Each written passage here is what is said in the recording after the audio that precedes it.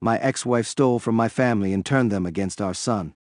Now I'm left rebuilding his trust after they chose a criminal over him. Ex's ex-girlfriend stole $2,500 and from his parents' safe and turned the whole family against our son. Now I'm helping my kid recover after they all chose a criminal over him. This situation is long and messy, so I'll try to include the relevant info only. I, 33F, broke up with my longtime partner, 34M, right before the pandemic. We stayed in the same house during lockdown and continued to live together afterward because we generally get along and had a child, 12M, to raise together. Over the last 4 years we've been roommates and co-parents, and that's it. One day he was supposed to take our son to buy new school clothes. He came back 15 minutes later in tears, saying they were on their way to the store when his new girlfriend called, and he drove him back home to spend time with her. He even asked our son to lie to me for him, but he was tired of covering for him, implying he'd been lying for a while. When he got home, we had a massive argument. I didn't care if he dated other girls. I cared that he thought he had to sneak around and act like a jerk to me and our son. I told him if he had been a man about this new girl and just introduced me to her, maybe we could have all been friends. But instead, he had to act like a deceitful teenager. It ended with him moving out to live with his parents. A couple of days later, he called and apologized. He said he hoped it wasn't too late for him to do things right and hoped we could all be friends. I was hopeful we could finally co-parent in peace for our child's sake. This is where I might be wrong. I've always been close with my ex's parents, to the point where even after we broke up, I would be invited over regularly for dinner. They said even if I wasn't their son's partner, I was still their grandchild's mother, and that made me family. One day, my son texted me while at my ex's parents' house and invited me to dinner because they were having my favorite meal. I didn't think twice about coming over, even though my ex and his new girlfriend, whom I've never met now, lived there. I figured everyone had to be okay with it since my son was inviting me. I ended up having dinner with my ex's parents and son, but my ex only came upstairs to grab 2 plates of food and went back downstairs. I asked my ex's mom why, and she said his girlfriend doesn't feel well today. Whatever. I thought she was just sick, and I'd meet her another day. I had a perfectly pleasant dinner with my ex-in-laws, helped clean up, and promised to bring them a coconut cake, my ex-father-in-law's favorite, and took my son home. Later, my ex blew up my phone with texts and calls saying it was weird and rude that I came over for dinner uninvited, that I made his new girlfriend uncomfortable and feel unwelcome, and that I caused trouble in their relationship because she assumed we must still be in love for me to come over and see his parents out of the blue like that.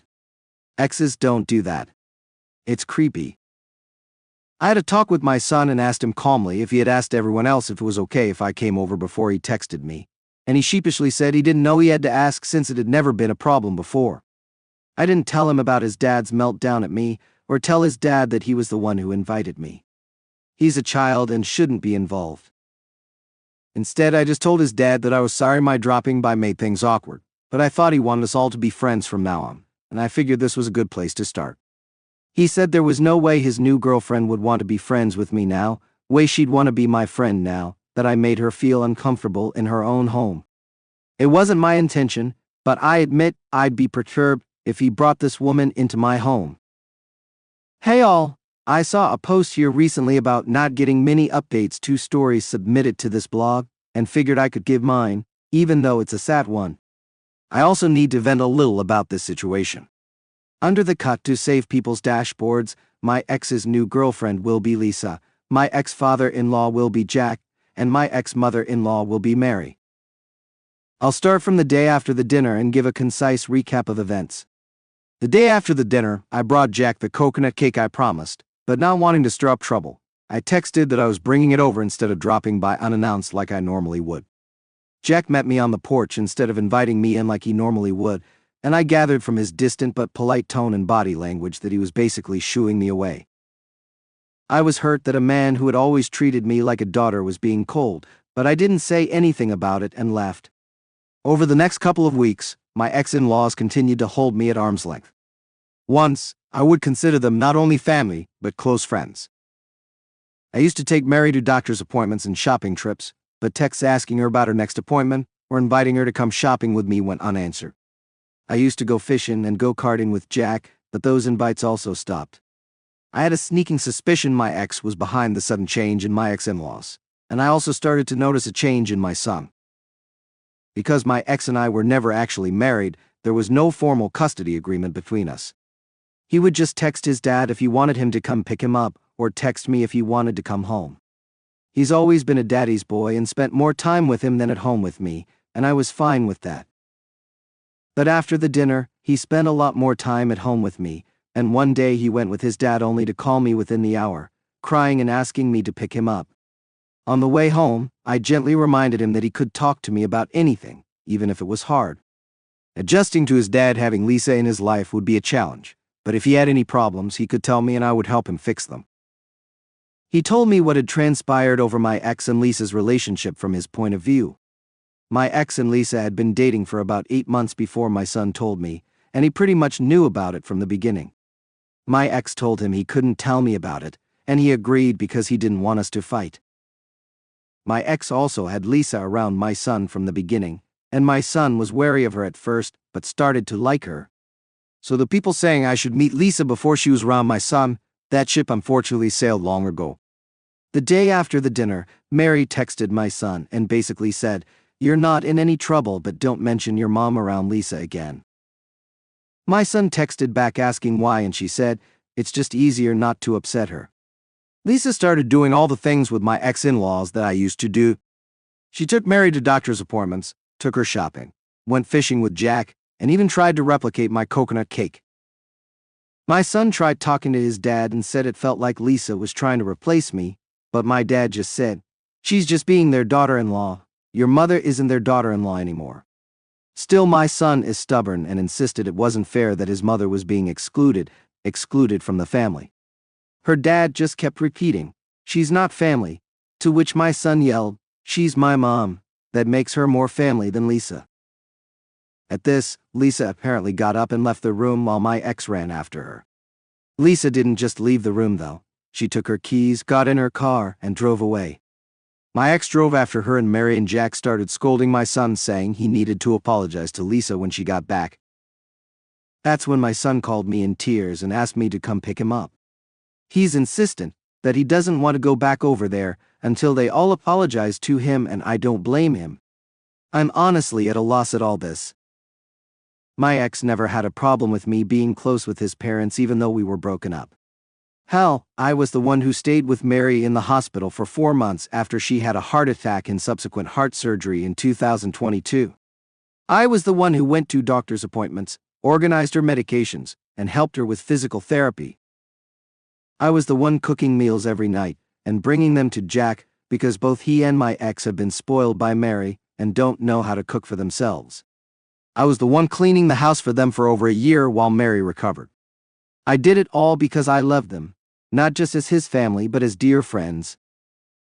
I don't know if this sudden change in behavior is how my ex felt all along, or if Lisa had something to do with it, though I suspect it's a combination of both. My ex is weaponized incompetence down to an art form, and I suspect now that he has a replacement woman to take care of him and his aging parents, he no longer needs me to do it. But that's basically all that's happened over the last month. Radio silence from me from people I used to love dearly, and I'm pushing my son away till he ran home in tears. As sad as I am for me, my heart breaks tenfold for him. I honestly did not think I would be updating this post any longer. In the last couple of months, I've gotten a lawyer and have been working out custody with my ex, which was rough at first but then calmed down.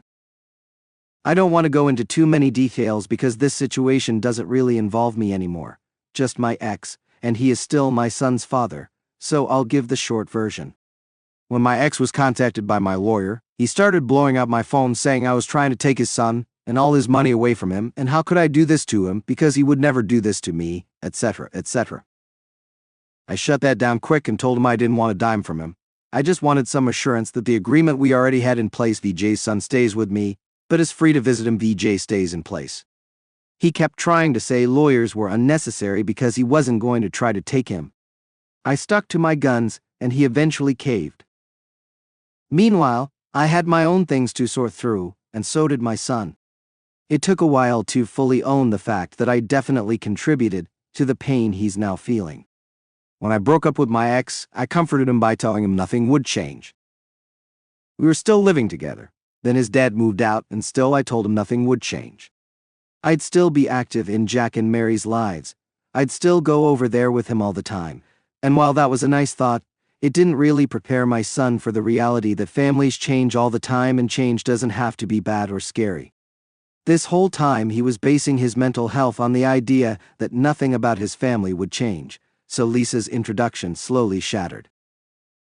That feeling started to crumble away. That feeling. But change is good.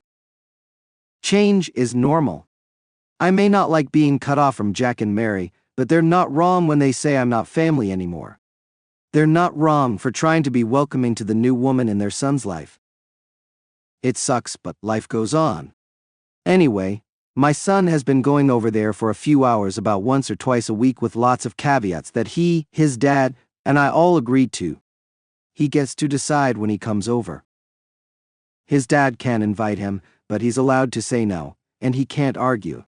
No one will force him to interact with Jack, Mary, or Lisa if he doesn't want to. No one will take him anywhere if he doesn't want to go. If anyone makes him uncomfortable, he'll leave and walk to Diane's house and call me to come pick him up. Diane is a co-worker of mine who lives 3 blocks away and has known my son since he was a baby. This arrangement has been working out, and my son has said everyone has been extra nice to him, but they haven't actually apologized for anything they did. He slowly started to seem happier and happier over there, and asked if he could go to Jack's birthday party, because his aunt and uncle from out of state would be visiting with their cousins, and I said yes. Well, tonight he came home and told me a doozy of a story. The party was great, everyone was having a good time, and my son's older cousin was showing him how to play the Nintendo 64. Lisa was nowhere to be found. Apparently she didn't feel good again, and my ex went downstairs to check on her. Suddenly they hear him screaming, "Where is it? What did you do with it?" Everyone got quiet and looked to the stairs where my ex stomped up and said everyone had to turn out their pockets because some money was missing from Jack and Mary's safe. For some context, this safe is locked under the stairs and needs a key and combination to get into it. It has important documents for the whole family and emergency cash in it. Jack, Mary, my ex, and now Lisa are the only ones who know the combination, and the only key is hidden in Jack and Mary's room. My ex went downstairs to check on Lisa, and she was asleep in bed, but the door to the cupboard under the stairs was open. He got a bad feeling and checked the safe, and about $2,500 and was missing. He woke Lisa up, and she cried and said she had been asleep the whole time, and someone must have come down and stolen the money while she was sleeping. I was pretty gratified to hear that my ex's family are nowhere near as naive as he is, and immediately tore into him for believing that lie. None of them had a key or knew the combination, and all of them had been hanging out in the living room. Lisa cleans Jack and Mary's room all the time and knew where the key was. He told Lisa the combination, and Lisa was downstairs the whole time. Lisa is the only person who could have done it. He tried to defend Lisa and told everyone to leave her alone, but Jack put his foot down and told his son to find the money or he would call the cops. My ex went back downstairs to talk to Lisa, and everyone upstairs could hear her sobbing and calling him names. She went to get in her car, and my ex followed her, and what did he see sitting in her back seat? A bag stuffed to the brim with money? A bag that wasn't there a few hours ago? My ex tried to stop Lisa from leaving, but she tore out of the driveway like a bat out of hell. Jack and Mary are furious and want to press charges, and my ex is begging them not to, saying he can get her to bring it back. I'd quit this is going to go next, but honestly, I'm just kind of glad Lisa and my ex didn't take me up on my original offer to be friends. After the party, I didn't press my son to tell me any more about the Lisa situation in case he didn't want to talk about it, but he shared with me on his own that my ex found her the next day. She had only spent $1.70 of it, which she paid back, and he returned the money to Jack and Mary, who decided not to press charges. Lisa was not allowed back in Jack and Mary's house after that, so she and my ex broke up almost a week later. On November 25, 2023, I got a call from Mary, the first one I had gotten from her since July. She started out by apologizing for not talking to me in so long, and invited me over. This time, I did ask who was going to be there, and she said it was just her and Jack in the house. My ex was at work. I said I wasn't sure if I should come over if it would be upsetting for my ex, and she said, "To hell with him, it's my house, and I invited you." So I went over that evening. Jack was glued to the TV and just nodded at me when I came in. Mary led me into the kitchen to talk privately. This time, she apologized for being so distant and said it was my ex's idea that she and Jack cut all ties with me. I asked where he got the idea since it was never a problem before, and she said he didn't want to upset Lisa. She said walking on eggshells to not upset Lisa was apparently a common occurrence while she was living there. Lisa could be perfectly sweet and friendly, but the second you did anything to step on her toes, she would get in her car, leave, and swear she was never coming back. In fact, she told me a great deal of things I didn't know about Lisa, and that my son was too young to notice. For instance, things I now know about Lisa. Lisa is 51, as I mentioned before on this blog, and has 3 grown children. She was living with her oldest son when she met my ex, but after about 10 months of them dating, her son kicked her out and she had nowhere to stay, so she moved in with Jack and Mary and my ex. Why? She's a drug user. Mary knows Lisa was on drugs because she admitted it to Jack. Jack is a retired cop and noticed strange behavior from Lisa, like sudden bursts of energy, followed by collapsing in a dead sleep, mood swings, irritability, and coming and going at odd hours of the night, etc. Jack confronted both her and my ex with this information, and they admitted she was addicted to drugs but insisted she was getting treatment for it. Apparently, that's actually how Lisa and my ex met. My ex is a recovered alcoholic, which was never brought up until now, because it wasn't relevant to the situation until now. It was really bad when we were young, but I assumed he had been sober since 2018. Unbeknownst to me, he had slipped back into his drinking habit sometime in early 2023, when we were still living together. I was there for him when he was at his worst, and can say with 100% certainty he wasn't acting as bad as he was back then, but he did stay out late a lot and always seemed tired. I just assumed he was working late, hanging out with friends, or hooking up with women. We weren't a couple at that point, and I felt it wasn't any of my business what he spent his nights doing as long as it didn't affect our son, and at that point I didn't believe it was. Fortunately, he realized on his own he needed to stop before he spiraled too far out of control, and recognized he could not stop on his own. He joined a local drug and alcohol addiction program, and that's where he met Lisa. They were in different programs, but those programs were in the same building. They ran into each other by chance, hit it off, and started dating.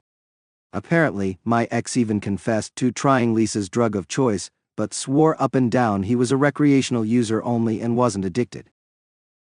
Mary and Jack said Lisa could only stay with them if Lisa continued treatment and any and all drug usage in their house stopped, and my ex and Lisa agreed. Then the party happened, and Mary clarified a few things about that for me. What happened at the party was this. When my ex went downstairs to check on Lisa, he could tell she had been taking drugs, so he went to tuck her into bed. To get to their bedroom, you have to walk by the stairs, and he noticed the door leading under the stairs was open just a crack when usually it's latched shut. He put Lisa in bed, went to check it out, and didn't see anything wrong, but he didn't trust it and opened the safe just to check.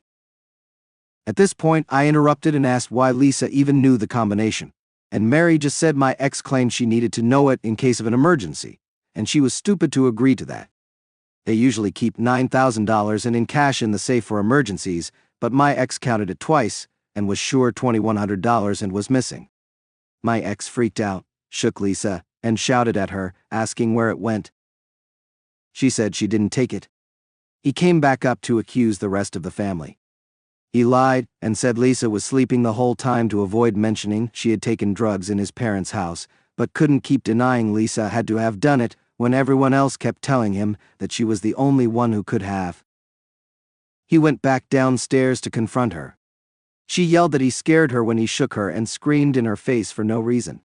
He told her she was the only one who could have taken it. She kept denying it, and he kept pushing, so she got her bag, stuffed a few clothes inside, and went out the back door to her car. She threw the bag in the back seat so hard the stuff inside spilled out, and my ex saw several stacks of money rubber banded together just like the money in the safe. He tried to open the car door, but she had already locked it and sped out of the driveway. The next day, he found her in her car in the parking lot of her oldest son's apartment building. She had asked if she could stay there with him. He said no, so she spent the night in her car. She cried and said she hadn't been to her treatment program in weeks, and now she needed money to pay some people back, and she was scared. My ex said he didn't care.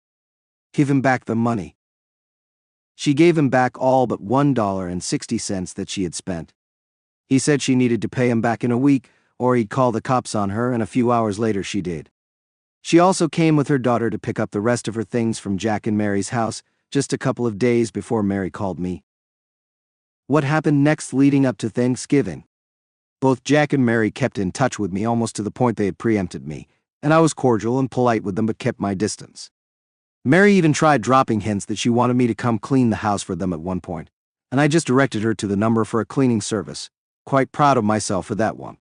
However, my son stayed in close contact with them and held out hopes that I was going to go over there for Thanksgiving like I did every year. I tried gently reminding him that it might be awkward for everyone, and he just insisted it wouldn't be awkward because Lisa's gone now, and besides, if I didn't go to Jack and Mary's house, I would be alone on Thanksgiving. My only living family are on the other side of the country, and we are not close at all, and according to my son that was unacceptable. Then, it happened. On Thanksgiving Eve, my ex texted me that he needed to talk to me, and my son came over to tell us he was getting back together with Lisa. Lisa's back, he said. He'd been talking to her, and she said she was sorry about taking the money. Her plan was to use it to pay back some bad people who had been scaring her, and then replace it before anyone noticed it was gone. He believed she really was sorry and really would do better, and he wanted to be with her again and give her a chance to prove she could change. I didn't say anything, but my son, bless his heart, just said, "You really bought all that?" My ex looked annoyed at his tone, but continued and said he was there to invite him out to dinner with him and Lisa because Lisa had already apologized to Mary and Jack and wanted the chance to apologize to him too. My son was quiet and looked uncomfortable, so I told him he could make whatever choice felt right and I would support him. To his credit, my ex did too and said if he didn't want to be around Lisa, he wouldn't make him. He ended up saying he didn't want to go to dinner right then, but maybe later he would change his mind. And he brought up Christmas and asked if I could still come over, and my ex's face fell. He said he doesn't think Lisa would be comfortable with me coming over. My son lost it at this, and so did I, but just internally. She already proved she would steal from the family at a social gathering less than a month ago. She hasn't done anything to make up for that yet, but she gets to go to Christmas, and I don't. My ex just said it was already decided that Lisa would be there for Christmas, and my son throwing a tantrum over it wouldn't change it. After he and my son exchanged some more heated words, he left. I tried telling my son I am absolutely 100% fine not being invited to Christmas, that he should still go if he wants to because it would make me sad if he felt like he has to pick me over the rest of his family. I told him if he can't forgive his dad yet, he should still go to see his cousins and aunt and uncle, and he can ignore him the whole time if he wants. It took a while, but he eventually agreed he still wanted to go. That is until he started getting texts. The texts. First, Mary texted my son saying she was disappointed in him for causing drama on Christmas Eve, and how everyone else has agreed to suck it up and be nice to Lisa for Christmas, and he should too. While he was showing me the text with tears in his eyes, he got another one from his aunt that said, "Shame on you. I can't believe the way you've been talking to your father." This sent my son down a spiral. He realized his dad had been talking about him to the rest of the family and probably twisting the situation to make him look bad. Her, a 12-year-old boy, yelled, "I know I've made a lot of mistakes in the situation. I know I've been naive, but I feel like I've been a saint going out of my way to make sure my son doesn't resent his dad for any of this. I've been telling him over and over again that he's his dad and he loves him and he wants what's best for him, but this, I can't talk him out of this. I don't know where to begin. He begs me not to make him go over there for Christmas because he doesn't want to face his whole family not knowing what his dad has told them about him. I told him of course he doesn't have to. I text my ex that our son doesn't feel safe going over there for Christmas anymore and my phone stays silent, but my son's phone blows up. He ended up blocking most of his family to get them to stop texting him and cried himself to sleep. Since then, I have not tried to get my son to contact his dad since October 26, 2022. He's called him a few times since then, and he mostly just answers with short 1 or 2 word answers. He doesn't go places with him anymore. He doesn't want to see him anymore. He has called me a few times to accuse me of turning his son against him, but it's pretty easy to shut him down with. Would you want to talk to someone who turns everything you say against you to your own family? I'm sure he's told his family a whole slew of colorful things about me, but I don't care and none of them have reached out to me with vitriol. Just imagine that, an 11-year-old child. I don't know what's going on with Lisa or Mary or Jack anymore and I don't care. I'm just focused on trying to bring my son back to that loud, boisterous, stubborn kid he used to be and I think we're getting there slowly. Therapy is helping him and I'm so glad I got the custody arrangement when I did.